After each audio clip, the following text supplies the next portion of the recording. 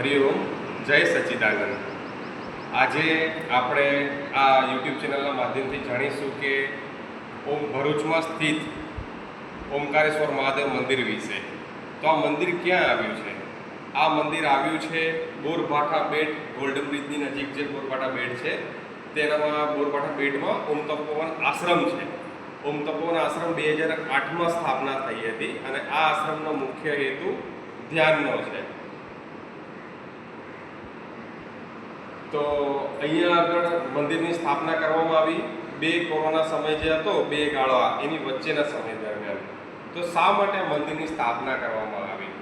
તો ગુરુદેવ પરમ પૂજ્ય ગુરુદેવ શ્રી નારાયણ સ્વામીજીના કહેવા અનુસાર સનાતન ધર્મનો પ્રચાર મુખ્ય છે, વત્તા અહીંયા આગળ જે કોસ્મિક એનર્જી છે, સનાતન ધર્મનું જ્ઞાન છે, કેવી રીતે લોકો સુધી સરળતાથી પહોંચાડવું, પરમાત્માને કેવી રીતે સરળતાથી મળવો, કળયુગ છે, કળાઓનો યુગ છે, ઝડપથી પરમાત્માને કેવી રીતે મળવું, તો તેના માટે વિજ્ઞાન અને આધ્યાત્મ બંનેને સાથે લઈને અહીંયા આગળ ગુરુદેવ મંદિરની રચના કરાવડાવવામાં આવી છે પંડિતો દ્વારા।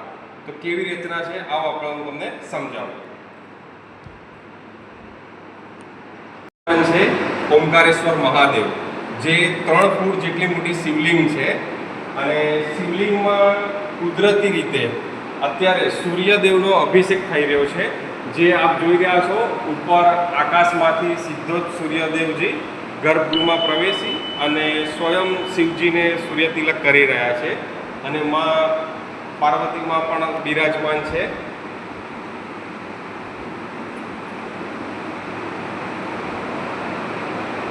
હવે આપ જોઈ રહ્યા છો હનુમાનજી, માત્ર હનુમાનજી નામ લખેલું છે, હનુમાનજી દાદા કે એવું કશું નથી લખેલું। એનું કારણ છે કે અત્યારે જે કળિયુગ છે તો નામની પાછળ પણ એક તરંગ છે, એક ઓરા છે, એક ઉર્જા છે। તો અત્યારે કળિયુગમાં હનુમાનજી નામ લેવાથી માત્ર એકદમ રોંગટા આપણા ઊભા થઈ જાય છે। એટલા માટે ગુરુદેવે કીધું છે કે ઓનલી ફોર હનુમાનજી બોલીશું ને તો હનુમાનજીથી તરત આપણે અત્યારે કળિયુગમાં તરત એક થઈ શકીશું। અહીંયા તમે જોશો તો ગણેશજી બિરાજમાન છે, ગણેશજીમાં પણ સેમ એ જ રીતે છે, માત્ર ગણેશજી લખવામાં આવ્યું છે। તો ગણેશજી લખવા પાછળનું કારણ જ આ છે કે ગણેશ ભગવાન કે ગણેશ દાદા કે એવું કશું નથી, ગણેશજી શબ્દના ઓરા, એના વેવ્સ તરત જ આપણને પરમાત્મા સાથે કનેક્ટ કરી રહ્યા છે। હવે તમને એક અહીંયાની વિશેષ ખાસ વસ્તુ બતાવું।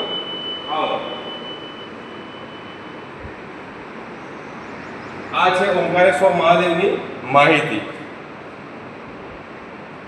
સૌથી વિશેષ એ છે કે આપણો ભારત દેશમાં જે ઉજ્જૈન મહાકાલ છે, ઉજ્જૈન મહાકાલ એ આખા વિશ્વનું હબ છે। આખા વિશ્વનું હબ પણ શેનું? તો કે ઉર્જાનું।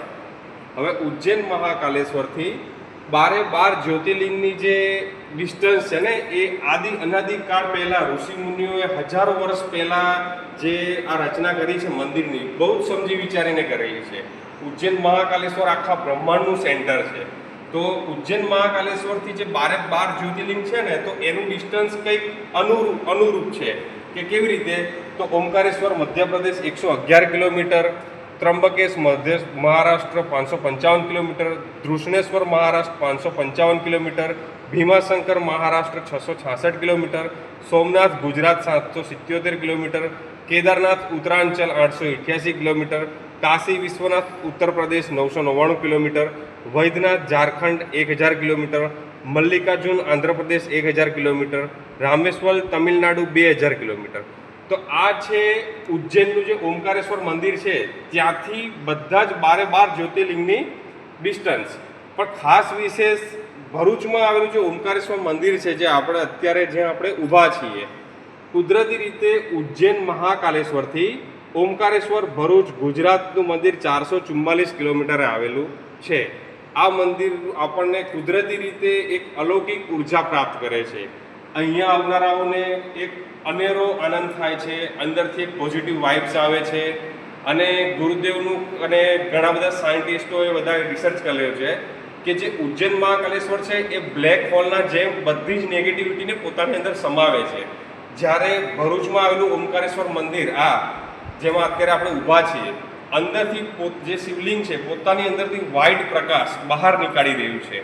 ઉજ્જૈન બધું ખેંચી રહ્યું છે નેગેટિવ, અને અહીંયાથી વ્હાઇટ પ્રકાશ બહારની બાજુ ફેલાવી રહ્યું છે. તો આ છે અહીંયાની ખાસ વિશેષતાઓ. અને બીજું એક સવિશેષ સમજીએ આ મંદિર વિશે, કોઈ પણ મંદિર વિશે, તો એની રચના જે હોય છે, આ રચનાના વિશે થોડું સમજીએ કે મંદિરની રચના કેવી રીતે થતી હોય છે. વાસ્તુ અનુરૂપ. તો આ છે વાસ્તુ અનુરૂપ મંદિરની સંરચના. તો તમે જોઈ શકો છો કે આ વાસ્તુ પુરુષ અત્યારે અહીંયા આગળ છે અને આ મંદિરની રચના છે. તો જે વાસ્તુ પુરુષ પ્રમાણે જે આપણું જે ગર્ભગૃહ હોય છે, હંમેશા જે ગર્ભગૃહ છે ને નાનો ભાગ હોય છે, તો એનો જે સહસ્ત્રાર ચક્રનો ભાગ હોય છે એ આપણે શિવલિંગ આપણે ત્યાં આગળ સ્થાપિત થયેલું હોય છે. બધાને ખ્યાલ હશે કે વચ્ચેનો ભાગ જ્યાં ગણેશજી અને હનુમાનજી બિરાજે એ ભાગ સાંકડો હોય છે. સાંકડો યાની મનુષ્યનું ગળું, વિશુદ્ધ ચક્રને પ્રતિકારક છે. જ્યાં આપણે મંડપમ કહેવાય, જે જગ્યાએ આપણે મંદિરમાં બેસીને પ્રાર્થના કરીએ, સભા કરીએ, તો આ જે વચ્ચેનો મધ્ય ભાગ છે એ આપણા અનાહત ચક્ર અને મણિપુર ચક્રને રિપ્રેઝેન્ટ કરે છે. અને જ્યારે બારે કછુઓ અને જે પોઠીઓ છે એ આપણા મૂલાધાર ચક્રને રિપ્રેઝેન્ટ કરે છે. તો આ રીતે આખા મંદિરનું રચના બનાવવામાં આવેલી હોય છે. સવિશેષ આપ બાયોમાં આપેલી ઓમ તપોની લિંક પરથી વિડીયો વધારે સારી રીતે સમજી શકશો. હરિઓમ.